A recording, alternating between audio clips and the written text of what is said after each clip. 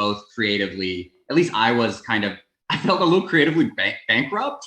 You know what I mean? I was sort of like I think it was like my third or my fourth rejection from Pixar. And I was just like, I don't know what I'm doing, man. You know what I mean? Like, I don't know what I'm shooting for. Like, I don't know what my new goal is. And working on that thing with you was like a great kind of like kick in the pants at the time, I remember. Yeah, no, and the community building that happened there, yeah, like, it was just so amazing. I mean, I did half a comic for that one. I remember, yeah. It's just like, great. You're like pushing yourself to just like make your own thing, and you guys are so inspiring in that sense. Yeah, awesome. I remember that we like packed a theater and like had to vamp, and that was an experience. You know, Mike just like having to vamp in front of a crowd, just like, oh my god, that was the worst. And my mom was like, "You did." Yeah. My mom was like, "You did such a good job vamping." And then I was like, "Well, did you like the story?" She's like, "That was okay." I liked it when you were talking trying to distract the audience. What a charmer! Yeah. I mean, I remember you telling me, Mike, that you and Alex wrote like your first episode, like on Microsoft, like Word or whatever. Yeah. And then like everyone's like, can you just use a legit script writing thing? And you're like, no, that's what we know. Everyone hated it. And they were right. You know, like eventually Alex was like, oh, I tried Final Draft. It's so easy. And I'm like, but I later found out that Paul Thomas Anderson writes his screenplays in Microsoft Word. So I guess we're genius. Well done. Yeah. All right, Kira. We'll stop like lollygagging around. Yeah, let's get to the meat. Let's get to the format. The meat. All right, let's go. All right, okay. So next question. Let's talk episodes. What was your favorite or most memorable episode to work on, and why? And bonus, if you have any work, do share with us. We'd love to see all these works. Show and tell. Let's go. Who shall we go with first? I'll go first. So my favorite episode to work on will always be Double Dipper. I loved working on that episode. I love like clone stories. Like that one Calvin and Hobbes story where he clones himself will always be just like the best one, because it's like there's no bigger foil than yourself. It's such a great episode. I think Mike wrote it. Mike, you wrote it, right? That one. Me and Alex wrote it. That was a tortured episode, but it was so nice when you guys took over. It was called Party Monster, right? Yeah, for a while. But boarded it with Alonzo, and we just felt so like empowered at that point. I think, right, Alonzo? Like it was just like it was fun.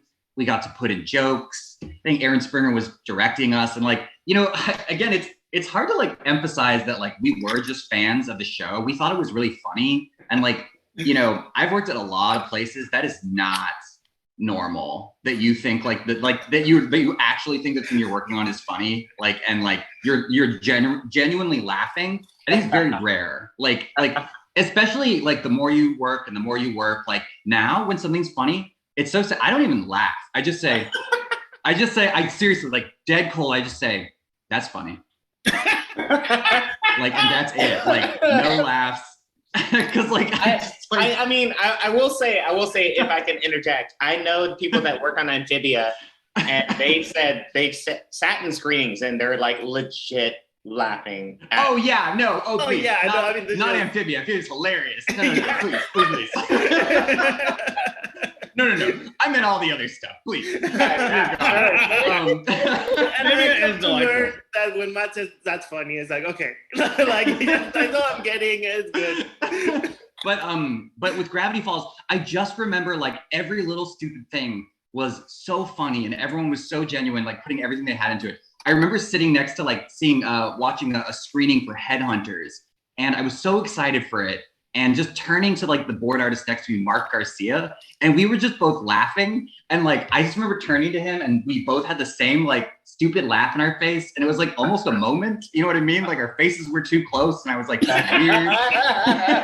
But like, I was just like, we're all really loving this. And it's so funny. I remember like, it's like Dipper versus Manliness. This is such a stupid example, but I was like, I was like, these guys are so serious about their craft. And here's an example, right? So it's the bit where like there's the clock outside, and like Dipper's like interviewing Manly Dan in the bar, and he's like, so where were you at 5 p.m.? And Manly Dan's like, I was punching that clock. And he's like, oh, so you left work at 5? He's like, no, I was punching that clock. And he like runs outside, and he starts hitting the clock. And like, I felt like a lesser creator would have stopped there, would have just stopped there. But then we kind of like reveal this weird little character named Cute Biker, a very strange guy. And he just says in this like weird fucking, it's like Will Forte, right? Like in this weird voice, like, I've heard of killing time, but this is ridiculous. And like starts like giggling. And I was just like, this crew is so dedicated, you know, to the craft, to jokes. Like they wouldn't settle, you know what I mean? There was always like a slam dunk waiting. And so like, I felt like, yeah, just like working on the show was just like experiencing that over and over again. But yeah, Dipper, the clone episode, love it. Double Dipper, favorite episode to work on. Favorite episode to watch though, obviously, literally anyone I didn't work on. Like that's like the weird thing about like when you're a board artist or when you're a writer, you're like, I really like the ones I didn't do anything like, because they're brilliant, except the ones I did, which are bad.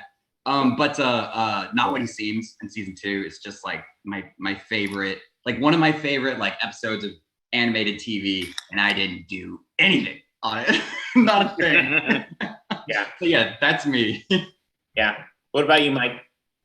I mean, honestly, I will say, just to speak to that briefly, Double Dipper was such a roller coaster to me, because having these guys do it was so amazing, because it's like, it's so immediate. Like when you're writing something, you have this idea of it in your head. And then when I gave it to these guys, it was just like 50 times better than what I ever could have imagined. And the note session, we were so stressed out about everything all the time. So when the episode went well, like I remember that note session, Alex like left. He's like, hey man, this is great. I got other fish to fry. And everyone's just like sitting in it like a warm bath. I mean, it was that was a real, I mean, I had sort of an arc on the whole thing. Like, I think it's important we had so much fun on the show, and especially like hanging out with like Matt and Alonzo and stuff. But I also think it's like important not to overstate or important to mention how terrified we were the whole time. Because every one of these episodes, like, for example, there's this episode called The Inconveniencing, where that's my favorite one. Where they go into haunted mini mart or haunted 7-Eleven. And that episode, when I wrote the first draft of it, we had to pitch it out loud. So we read the thing out, and I was like, worked really hard on it. It was really, I would send it to all these people. And then we read it out, and I read it to Aaron Springer, who's one of my like heroes. And I will say, Aaron is a wonderful guy, but did not crack a smile in the read. And I was so devastated, I threw up at Urban Eats in Burbank in the bathroom. I like went to eat lunch afterwards, and I was like, I humiliated myself in front of my hero. And we were so stressed out the whole time, because it's like, and then that went to boards, and the board artist did a great job. But even then things weren't working, and we had to readjust. And then it was such a wild experience, because for some reason they showed that to an audience on the Disney lot. And it was so wonderful to see people just like really enjoying it. Because so much like pain had gone into it. Same thing with Double Dipper. It started out with some other episode, and it was like Dipper hated parties, and he was trying to stop the party, and Bill was in it and all this stuff. He summoned a monster, right? Like and it was terrible. And we rewrote it, and then eventually one of the writers came up with this idea to clone himself, and that really made everything click into place. But it was so hard. And then it was such a wonderful experience having these guys like grab the ball and just sprint, and you couldn't even see them on the field anymore. And that was really one of the great experiences of Gravity Falls, because it's like, as sort of hard and tiring as it was, when Ian Worrell would pour all this love into the art, the episode got better, and Brad Breek would add his music, the episode would get better, and these guys would storyboard the episode would get better, because everyone really was, like they were talking about, like really hungry and excited. And I think that's like a great place to be in when you're making something. really quickly, someone asked, where did the Lamby and Lamby dance come from? And I think you can shed some light on that. Came from my life, baby. Check out my Instagram. The first picture on Instagram is me in a lamb costume, or it was a rabbit costume. My sister would dress me up in it when my mom was gone, and my mom would leave, and my sister would be like, "I've got the rabbit costume."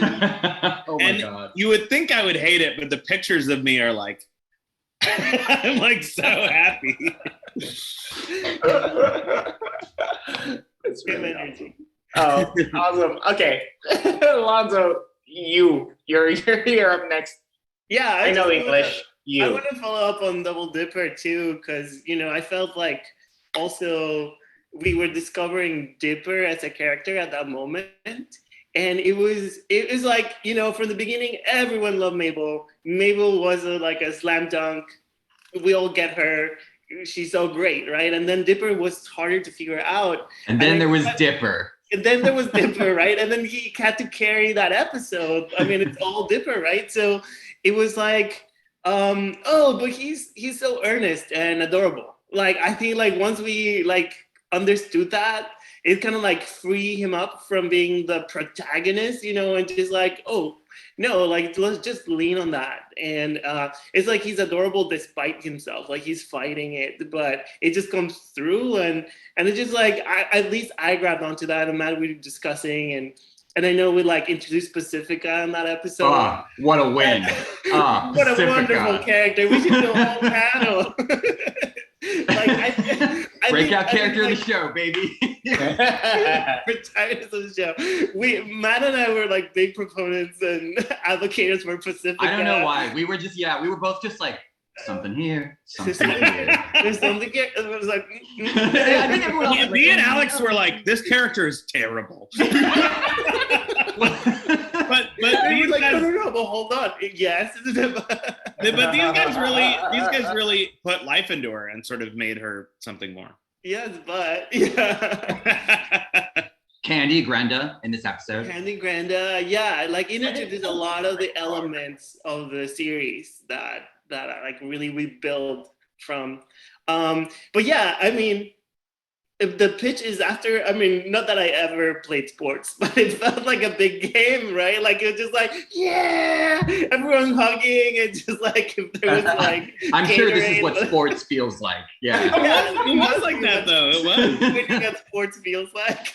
I've seen some of those movies. I think this is what it is. Yeah.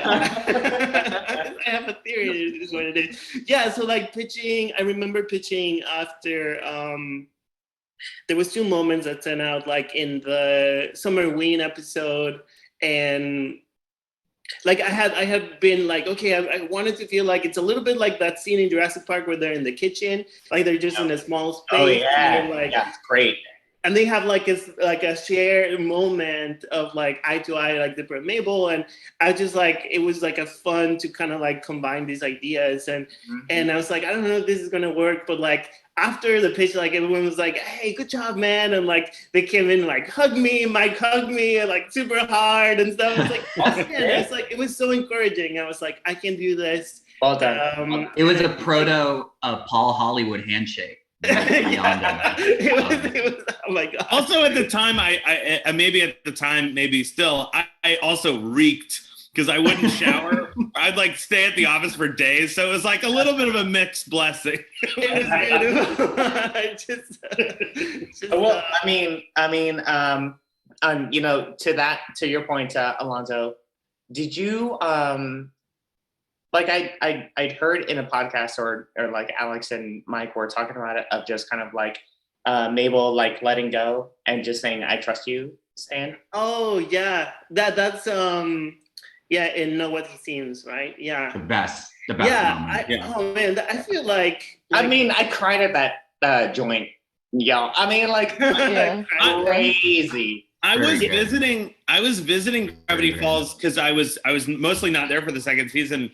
And then I was like watching animatics or even storyboard panels, just going through them. And I remember just like tears running down my cheeks. I ran I ran to Alonzo's cube and I'm like, look what you did. And I put it in a jar. He drinks it whenever he needs power. I did not, and you didn't even see it coming. But like that moment, you want to talk about that, Alonzo? Yeah. I mean, I think every episode was like very, it was like a full experience. Like we really lived it in the making. It was all very challenging. That one was very challenging, but I just appreciated how much trust we had through the process. Like Steven Sandoval just told me like, okay, he was the director and he was like, I really feel like you have a hold on it, like run with it, run with it. And that trust like really encouraged me. And there's like, so the script was like already good. And this was like the climax of so many things. But there, as a board artist, you really have to like get in there and like streamline certain things and just figure out mechanics and just figure out the drama and everything. So I remember Waddles was there. I was like, I'll get Waddles out of there. Oh, you took it out. I just couldn't figure out like where to put Waddles and is Waddles in danger? I was like, no, like he's not in the scene. And that was a good call. And just like feeling it out. I think like at that point we were so connected with the characters. I really knew like how Dipper felt, the betrayal that was happening, and it just really showed Dipper and Mabel who they were as characters in that moment. I really felt like because season 2 didn't exist at that point, so I really felt there was going to be even more of a rift between each other. Like I was trying to set up like, oh, the portrait breaks because they're like, and I was like, yeah, we get it. I was like over explaining. I was just so happy, and like it was just so creative to have that opportunity. Yeah. One thing that sort of about both these guys is that they treated the emotional reality of the characters with so much care, like it was real. Like, okay, if Dipper was really mad at Mabel, how would they act? And he would do things where it's like Mabel would sort of scoot away, 5 degrees from Dipper. Summerween, that's really good. And that felt like it was like more real because it was more painful because it was like milder and sort of like exactly what siblings would really do. And I think that sort of one of the things that's really great about the show, if you like the show, is the kind of emotional reality that the storyboards had that were like carried through with through rough draft and stuff. It's like that stuff, it's hard to quantify and it's hard to tell an art student like, oh, build emotional reality into your boards, but it really is a difference sometimes between something being good and great. Yeah, but we were so lucky to have like good scripts, right, Alonzo? Like, yeah, absolutely. And we all had an opportunity to put in personal experiences through it. Like it was just a good place. It was very relatable. Yeah. And everyone was shooting for the moon. You know what I mean? Like it was like it was like everyone wanted it to be great. Like, no one wanted this to be like just another show. So it was like, and it was an environment that really encouraged that. Well, and one thing that I know, speaking of different jobs and stuff, is like one thing, because like Alex is a sort of delightful workaholic but he cares so much and he will listen to anyone's feedback at any time, so it's like, and that really did trickle down. And I would say like, if you're ever on a show, like having the person who's like kind of the engine of the show care that much told everyone else, like, this isn't some dick around thing. You know what I mean? Like where one time there was a writer who sort of didn't stick around for that long, who said, oh, this is just a cartoon. And everyone was like, what? But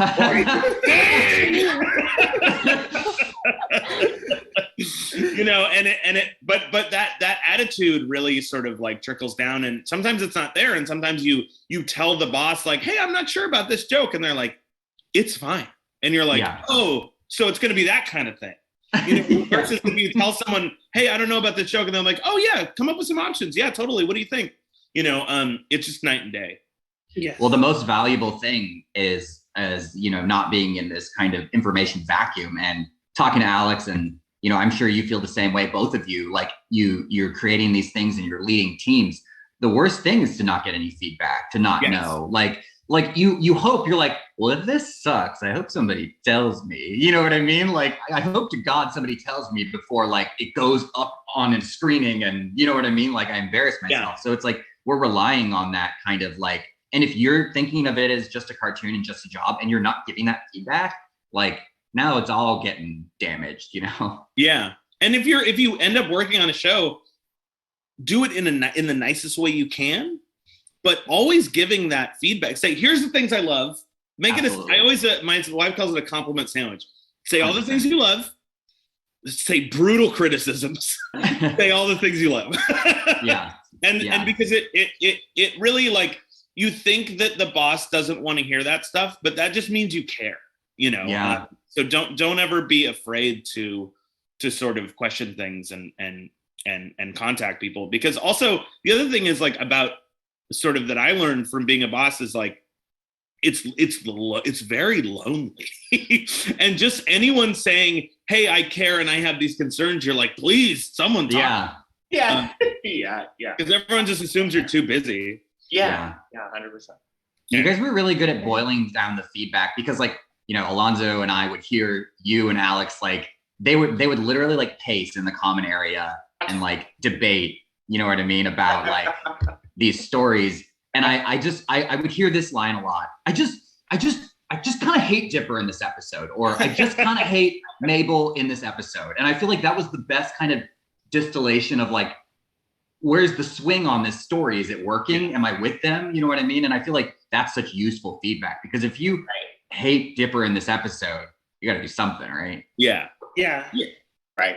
Yeah, because it was like loving the characters was sort of one of our top priorities. And I think that love kind of hopefully trickles down, to the audience when they watch it. And you feel that coming off. You're like, oh, nobody's making, because sometimes the writers would like write mean Seuss jokes like, fuck this guy, sucks. And it was like, no, we love Seuss, Alonzo gave a presentation about the characters season 2, and he's like, and Dipper needs to learn, that he needs his family, and Mabel needs to learn she can't live in a world of make believe. And then it was just a picture of Seuss with a halo. Like, Seuss is perfect. He needs to learn nothing. Moving on. Actually, just to chime in and like build off of that, I really was drawn to Gravity Falls because of the character building and because like everyone was so invested in the relationships. And I think that's what really sets it apart.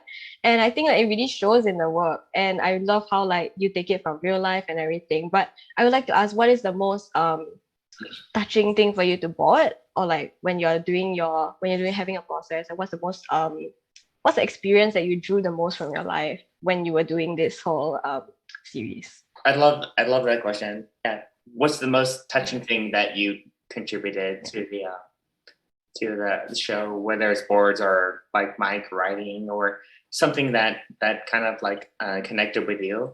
Alonzo, you look like you're ready. Oh, yeah, no, I'm thinking about it. I mean, touching moments. I mean, I think Matt and I could share this experience. It's like, I think an unsung hero for Gravity Falls is Mark Garcia, and how much like he worked. Love Mark. Unlike, because there was our boards were very rough. We were just coming out of school, and there was the emotion and the excitement, but we had to learn the techniques, and like we had to learn like good process and everything. And I think Mark Garcia and John Ashima, like they really like helped us to learn those basics of like how to save your files correctly and naming conventions and all these things. So they were like wrangling the crew and making sure like everything was communicated. So I think like seeing him like work late and like talking to his family as like, oh, I'm gonna be a little, like it was just like we would hear him just like say goodnight to his kids, and it was so touching, like because he was just like as passionate, like, but he was balancing life, family life, and us, and we were just like not at that place. And I think like looking back at the experience, I would like, I think that's something that I learned to like just manage your energy a little better, like at least start that journey of like, taking care of yourself. I think that's the most important, because like if you're in a better place, like is going to show in their work is better. So yeah, I remember, but then like, yeah, have that fire and have that passion. And I just remember just like kind of like on the late hours and just seeing each other, just kind of like hanging out or outside in the parking lot. It's just like, like, man, like we're doing it, we're fighting the good fight. And I remember those moments.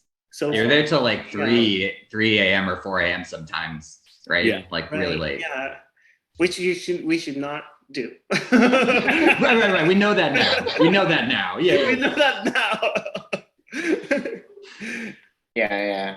Mine was maybe, and this is like an esoteric thing, but just sort of like the thing that I'm sort of the proudest of, and I think that I sort of was the maybe biggest proponent of, was just like having the characters always consider each other's emotions, which doesn't sound like anything, but like 100%. If there was a moment where someone would, Seuss would say something self-deprecating, and Mabel would be like, "Seuss, you look great, buddy." Like little moments like that, I would always sort of try to interject to make sure that, because like in real life, it's so easy in writing to be like, "Shut up, idiot," or whatever. But it's like, if someone said that in like real, if Bobby looked at me and be like, "Mike, you're an idiot," I'd be like, "Jesus Christ," But because you always like try to pad stuff, and you're like, well, Seuss is a special guy, like, or whatever. Sorry, really quickly with Mike, like, did you try to incorporate that kind of stuff like in Mitchell's? Yeah, no, totally. I mean, it was so, it's the interesting thing about Mitchell's was in Gravity Falls, I was sort of like the chairman of the board of making sure that all the characters were lovable every minute of every day. But when I was running my own show or movie, it was really interesting because sometimes I understood how sometimes Alex could, when I was in Alex's shoes, I would lose sight of that stuff. Yeah. Because it's like, you just have to make the story work. How do you make the story work? A leads to B leads to C, character arcs, flaws, and sometimes it was falling to other people on my crew to be like, hey, you have to do this thing. And I would forget, it's because I mean, that's why sort of like collaboration can be so valuable is that sometimes, but I will say that as we worked on Mitchell's more and more, it was so apparent that that's what the movie needed. Because it's like, we said this in interviews or whatever, but it's like, because for a long time, and these guys saw it in various, iterations, I forced them to watch it. A lot of times it was about two characters who hated each other and who were fighting and yelling at each other and like, "Shut up, Dad, I hate you," that kind of stuff. And as soon as it was about characters trying to connect, where it was like, "Dad, why don't you watch my movie?" And he's like, "I'm a little worried about your future," and it's like, if you showed that compassion for each other, all of a sudden you cared more about every character. So it's funny how you think that in the next project will be so much easier because you've learned all the things you've learned, and it's like always just as hard. it's always like a completely different story, like complete reset. Like I just think that every project has its own challenges, and like you can plan and scheme as much as and then you'll get to these story points and you'll be like, oh no, the character wouldn't do that, but I need them to do that. You know what I mean? Yeah. So it's like this weird thing. Yeah. No, I was just gonna say really quickly, just kind of like the thing I like about what you guys have done, like on Gravity, is just kind of like balancing the kind of like kind of magical versus the real, and then that's the show. And so, I mean, like anything that can kind of come after that, it's like magical versus the real. And like we talked about it, Mike, of just kind of like, you want to spend time with these characters, you know what I mean? So, yeah, he speaks to that. Well, and at least I'll just say a little bit about the magical to real. It's like we're all came of age when the Incredibles DVD came out, you know, and it's like, you know, whatever the phrase that Brad Bird used in that DVD commentary, like, was really like, oh, wow, that's what we need to do, you know, the mundane versus the fantastic or whatever. Yeah. And also just sort of like in getting really into Ghibli movies, which these guys were sort of way ahead of the curve on, you know, and knew about like Future Boy Conan, and I was just watching like Totoro. I'm like, wow, this Miyazaki guy's great. But you know, Takahata has a great quote about that, about sort of you need to jump into the fantastic from a firm springboard of reality, you know, and we always found that the more our first acts were really grounded and really small and really relatable, that we could go totally bananas, candy monster, nutso in the third act, as long as it was coming from a relatable emotional place where it's like, sure, there's a candy monster, but you're really talking with your sister about, I'm scared to grow up, you know, and when that is happening, anyone can relate, even though there is a candy monster. Yeah. 100%. Yeah. Actually, to build off like what Matt was saying, what you guys were saying about like how every like as you move on, right, you think things get easier, but they don't. So like if there was one or two things that you can think about like working on Gravity Falls, that was your biggest frustration or like your biggest like point where like it was like your breaking point or something like that. Maybe you want to share. Would you like to share that with us? Yeah, I can give you one, which is kind of funny, but like it's you know, it was like my first TV job, and TV's got a pretty strict schedule. It's hard to stay, you know, I wish my time management was better, but I do have this one harrowing experience where one of my directors like called me into their office and always did this thing where they would kind of like massage. You could tell you were like in trouble or you had done a bad job because they would like do this. Like, you know what I mean? Before they would like give you the note. Yeah. And then like, so that was happening a lot. And then I remember they turned to me and they said, do you know what a composition is? And I just remember thinking to myself, like, Mom, like, you know, like, don't take this personally. It's all good. But Mike, that was like a hard thing to hear from like an experienced, a really nice person too, you know what I mean, who was trying to help me out. But I was just remember being like, ouch, you know. Have you ever heard of the word line? Yeah. and remember, that was like, there was a preamble of forehead massaging and temple rubbing, you know, before that too. So I was just kind of like, you know, like waiting. Anyway. Yeah. Harsh. Rough day. I had tons of low moments, you know, sort of sobbing in my car or whatever, you know, just because we were trying really hard to make it good, you know, and sometimes you'd send it to a friend and they'd be like, I don't know, man, kind of sucks. And I'm like, you know, so then that would just sort of inspire you to work harder. And you know, the thing that I always sort of told myself, and again, this might be terrible advice, so, you know, take it for what it's worth, is I always try to just leave it all on the field. You know, because it's like, if I try as hard as I possibly can and I fail, that was as good as I could have done. You know, I'm always trying to like mitigate future regrets, where it's like, I look back like, I could have been better. I just didn't work, you know, whatever this day. But there were a lot of hard times, and mostly it was about just sometimes a screening would go bad. And you'd really love an episode like that Summerween episode. We were really proud of that script, and the first time we showed the boards, just it kind of went bad. You know, it was a crappy screening, but then that ends up being a good thing because it forces you to work harder. And there's also this episode Mermando, which I poured so much of my life into, and I was like, Alex, I've been working on this episode for 3 weeks, and it is not getting better. And the funny thing was, it was like I so respected Alex in this moment because he wouldn't let it be bad. He was like, we'll add this joke, we'll add this, you know. He like stayed up all night, wrote a bunch of punch up, and was like, you know, and it's like, yes, blind the child, you know, add that joke where it stands. And I was like, well, that's funny, you know. And if you throw enough if you throw enough love at something, it'll shine out, even if it's not the thing you're the most proud of. You know, bad screening is really good. Yeah. Because, and again, it's really easy to take a 2 out of 10 and make it a 7. Do you know what I mean? What's really hard is taking the 7 and making it an 8 or a 9. Yeah, 100%. no, I feel like you talk about hard experiences. It's just like, it's a process that happens constantly because like, you know, you have a hard screening, but then you're on to the next episode and the next, it's like the stamina that it takes on every show just to like go through the cycle.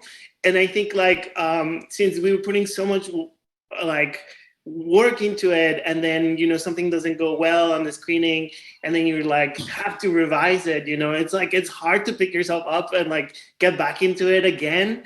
But like, you have to, I mean, I'm still learning this. You have to go through this process. Like you have to like, you have to, you know, take the moment that you need, acknowledge, you know, that is changing and then find your way back into it naturally.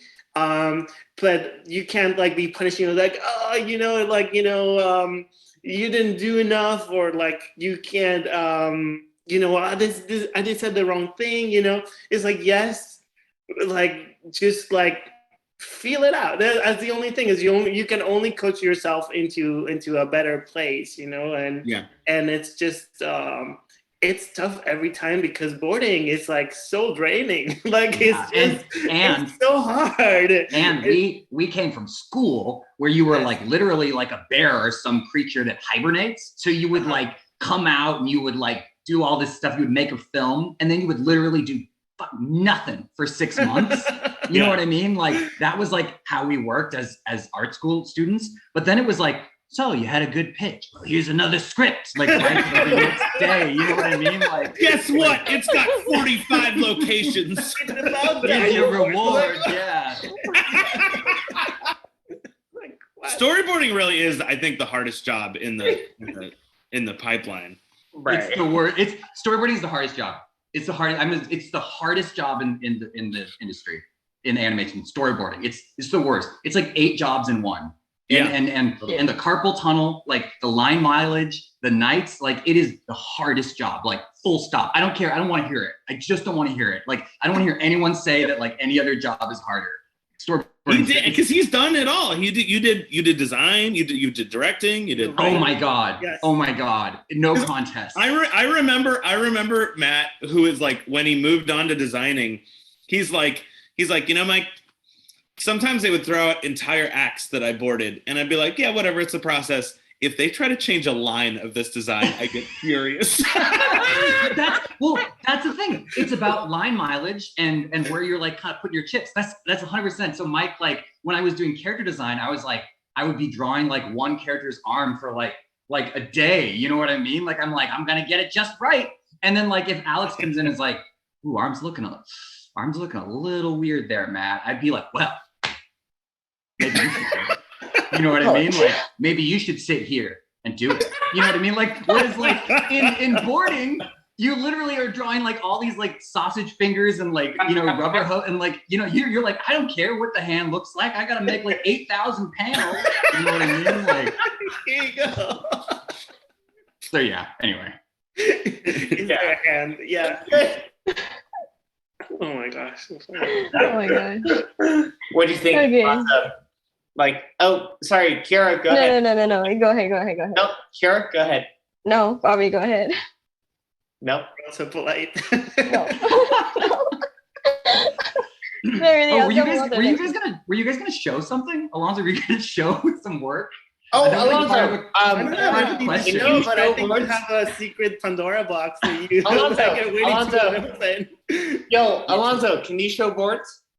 Oh, I am not ready to share boards, but there will be some treats in Matt's mystery box. Oh, okay. You want to do okay. Okay, go. So, Mike. What? Mike, come on, you have a box. Okay, great. I had a box too, but I already showed everything that was in it.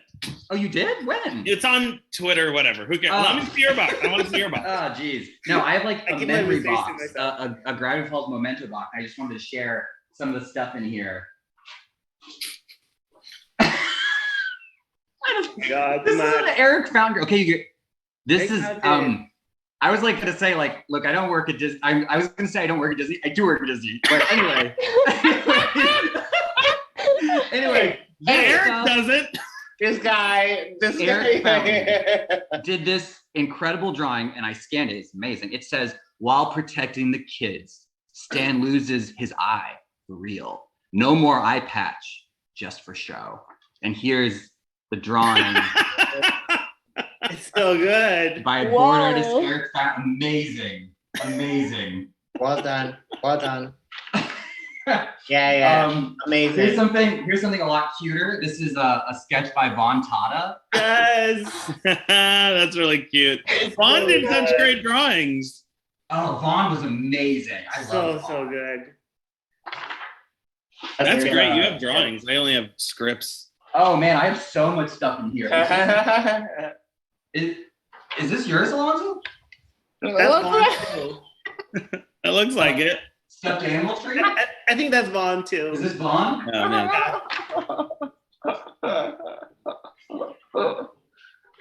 Yeah, and that's also another thing. Just sort of while Matt's looking through stuff, like it really drove me crazy sometimes that people couldn't see the boards, because there's some board drawings by like Matt and Alonzo and the whole team, Vaughn, Eric Fountain, that are like such masterful drawings that are like you'll never see.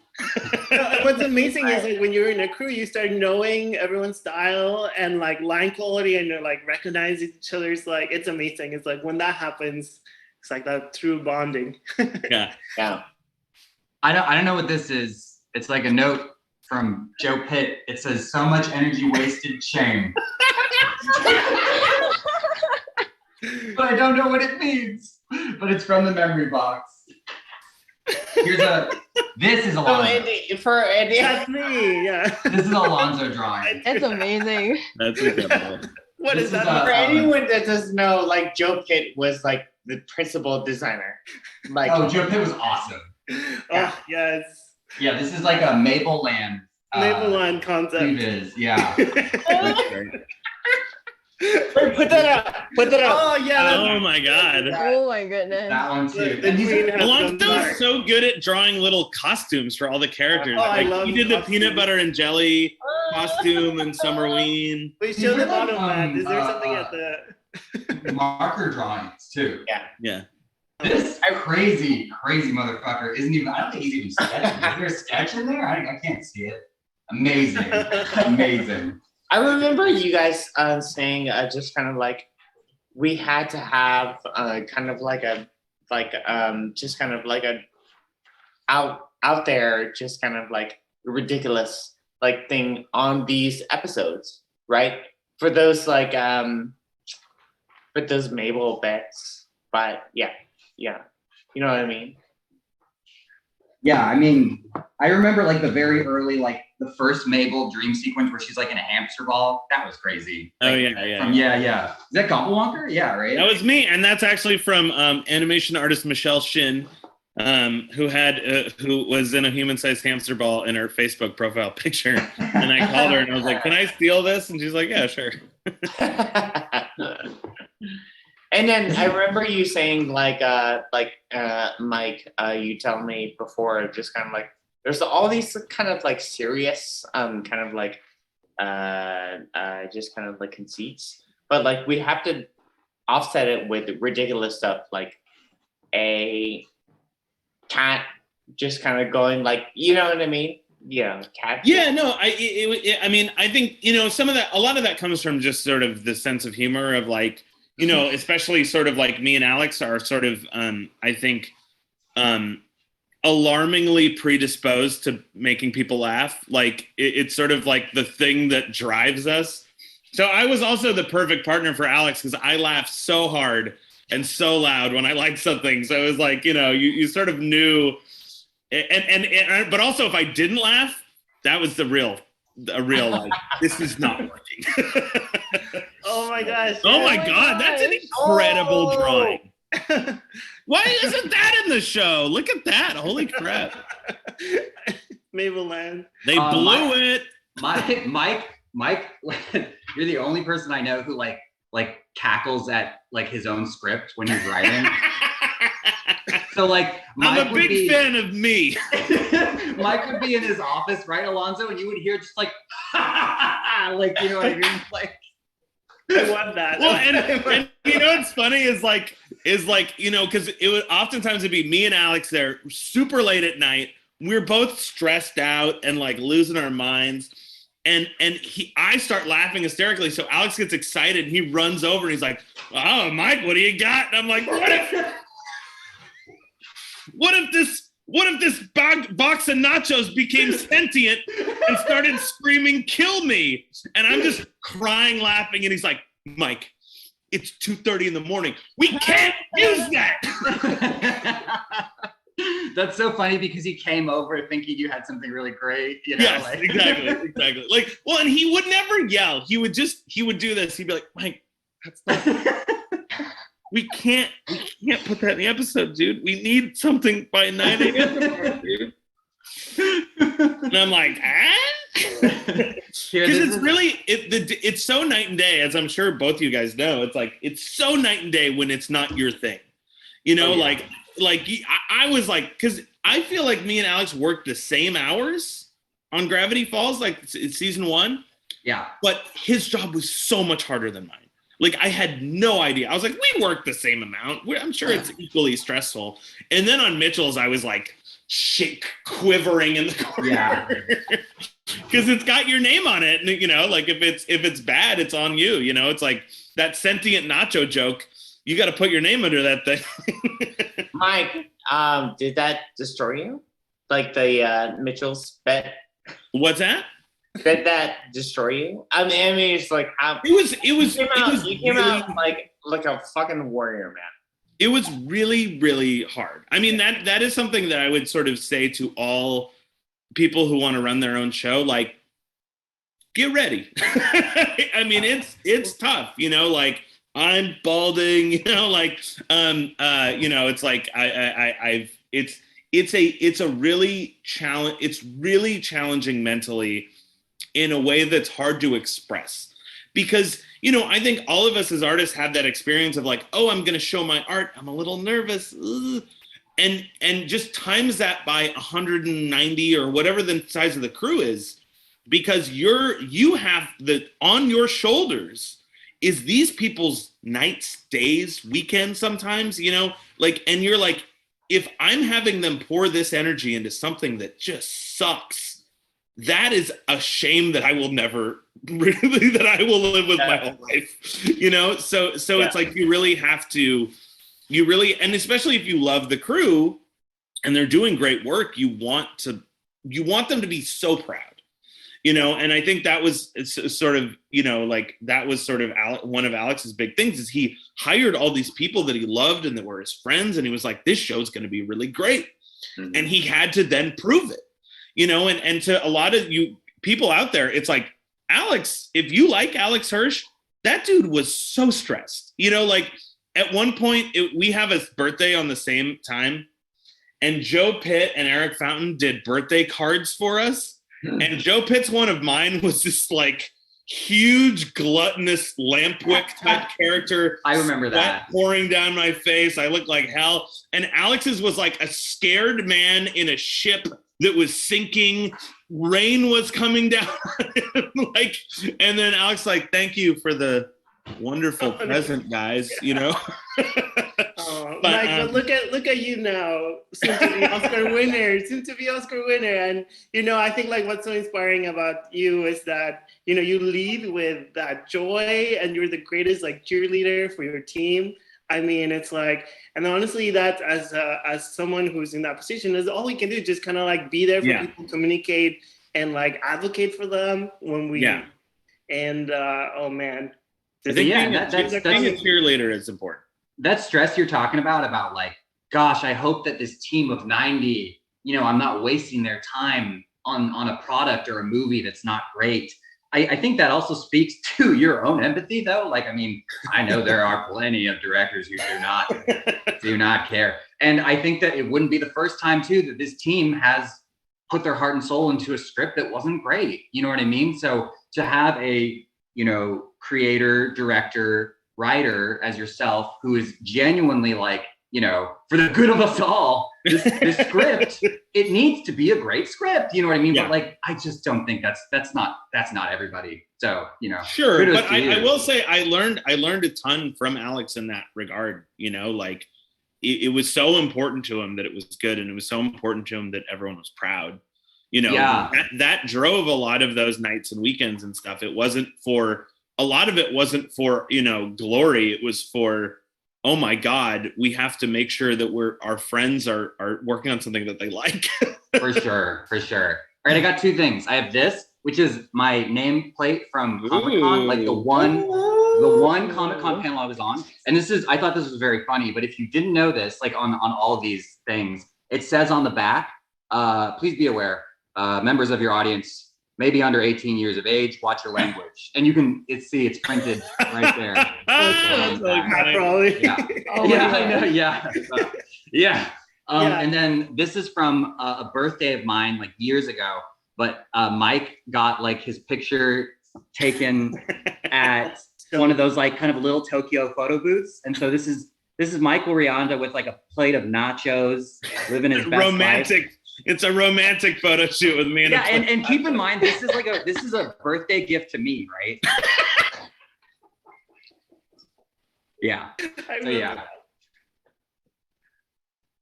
Yeah. Awesome. I had a Comic-Con story because I saw someone dressed as Suze and Melody, who I had designed Melody, and I reached out to them and was like, "Oh my God, I designed the character, and Suze has my last name," and they were just like, "Who are you? Get away from me!" Like cartoon. I like that they're like, "Get away from me, the artist that created this character." Yeah, they were like, "Cool, man. We just want to cosplay in peace."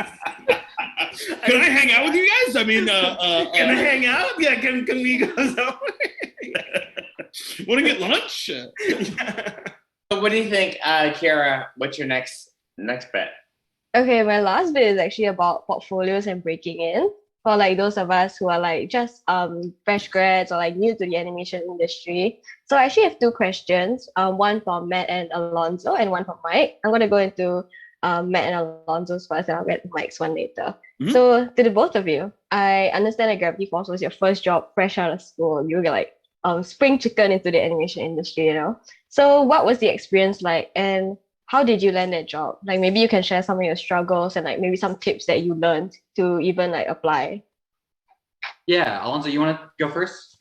Sure. Yeah. So how it happened for me was I had actually graduated from school from CalArts I was a year in. I was doing internships, and then I submitted my portfolio to the job fair at CalArts. There's an opportunity for graduates to have a table there.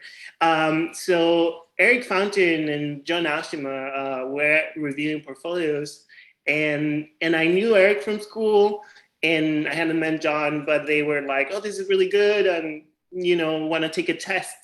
So so that was like what started it all. So I was so grateful to them to like hit me up, and I knew I was always like, Alex was in school when I was there, like he was an upperclassman, so I knew his work, and like always loved their films and their vibe, and I was just like, oh, this looks like a cool thing. Like I was like, I don't know about this show, Matt, and I was like, no, man, it's gonna be so good. These people are rock stars, and I was like, I really like. You had doubts? I had some doubts, but I've always had like doubts, So I was like, what is this summer camp show? I was like, no, man, it's gonna be so good. Like, look at who's involved, and like, no, and man, it's gonna be awesome. It's gonna be awesome. And I was like, okay, well, and then the board test was, I did that on paper, and it was like really rough drawings. And so I'm so thankful that they liked them. And, that's how it all started. Like, that's how I got in. And it really was just that every episode was just like this different journey. And you like never know which one's gonna hit, like which one's gonna be the big one. I think like I was like, bottomless pit, I worked so hard on that. I was like, I'm curious about that episode. I had that in my portfolio for so long. It was like but those boards are incredible. Don't let anyone take the wind out of your sail. Well, it's not the biggest success. I love it, and also like learn a lot from the board artists too, and everyone like I remember like David Gamel's and like Matt's drawings. Everyone was just like finding a way to draw the characters that was really smart, and finding their just like the quick hand of it all. And it just like, it was just like eye-opening, like, oh, this is how there's a way to draw these characters in that's very efficient. And so yeah, just I think like it was just a different kind of school where like I was just taking in from the crew a lot of things, trying to implement it in my work. Yeah. Amazing. Yeah. How about you? Kira, do you want to kind of get into the next bit of just kind of like the next bit for Mike's question? Mm-hmm. Okay, sure. Sorry, Matt. Okay. No, go for it. Okay. So find more treasures. Okay, to Mike. Looking at their portfolios, right? What stood out to you technicality-wise? And once they were on board your team, what were your expectations met or were they exceeded? Like why or why not? Well, wildly exceeded. I think, because we did look at a lot of portfolios and sort of the one thing, just sort of like just for students out there, it's like, I think one thing you think of as a student is the thing that you think will be the thing that gets you a job is really sexy drawings. Really it's like clarity. Like clarity is your first building block that is the foundation that everything else is built on. And, these guys, you never had a problem with clarity, obviously, but in addition to that, their acting was so great. And they were really on the same page as us in terms of story, where it's like, Alex wrote this goofy sort of, it actually ended up in Bottomless Pit. It was sort of like this bit about Stan teaching a bear to drive a car. And like, I really do feel like these guys sort of figured out, they made every joke land.